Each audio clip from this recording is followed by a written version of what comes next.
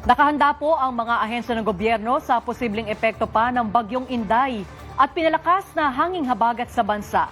Nalubog sa baha ang ilang barangay sa Maguindanao del Sur habang di rin madaanan ng ilang kalsada sa Negros Occidental. Nakatutok si Patrick Gopo. Inulan ang ilang bahagi ng bansa dahil sa bagyong Inday at hanging habagat. Ayon sa Office of Civil Defense, umaabot na sa halos 11,000 ang mga pamilya o mula sa Region 6, 10, 11 at 12 ang apektado ng masamang panahon. Mahigit 1,000 pamilya ang nananatili sa mga evacuation center habang iba naman ay nakituloy sa kanilang mga kamag-anak. Sa datos sa Libo Maguindanao del Sur, lubog na sa baha ang barangay Andavit matapos umapaw ang mga ilog mula sa mga karatig bayan. Sa Simoy River Crossing naman sa Maguindanao del Norte, inilikas ng rescue team ang mga residenteng nakatira sa tabi ng ilog.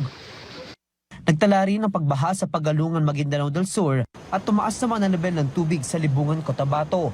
Sa Negros Occidental, hindi na madaanan ng isang kalsada sa Cabanlacan dahil sa umaapaw na ilog. Sa huling tala ng OCD, 2 ang nasawi dahil sa pagkalunod at pagguho ng lupa sa Bukidnon. Ayon sa OCD, ang malalakas sa pag-ulan ay dahil sa paghila ng bagyong Inday sa hanging habagat. Dahil nga na malakas yung bagyong Inday, so nahatak at nahila niya yung hanging habagat. Yun ang nagdala ng mga pag-ulan, kabilang na din yung mga pagbaha at pagguho ng lupa. Patuloy naman ang pagtugon ng mga ahensya ng pamahalaan sa mga apektadong residente sa iba't ibang bahagi sa bansa. Nakapreposisyon naman kasi yung ating mga response agencies doon, kabilang yung mga local government units. So in terms of yung mga food and non-food items, ay nandun naman yun. Naghatid na rin ang Bangsamoro DRM Council ng family food packs at hygiene kits sa mga evacuees sa Maguindanao provinces. Patuloy rin ang coordination ng OCD sa mga regional at local disaster councils para mas mapabilis ang pagtugon sa mga apektadong komunidad. Kausap namin yung mga regional na mga DRRM councils natin sa pamamagitan ng OCD regional offices.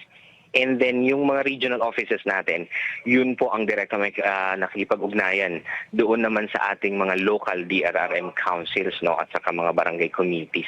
Dahil sa masamang panahon, umabot na sa mahigit 130 passengers at halos 200 RoRo vehicles ang stranded sa mga pantalan sa iba't ibang bahagi ng bansa. Pinakamaraming naitalang stranded passengers sa Port of Batangas. Halos lahat ng stranded RoRo vehicles ay nasa Mindoro. Ayon sa Philippine Ports Authority, pagsunod ito sa safety directive ng Philippine Coast Guard. Patrick Gupo, IBC News.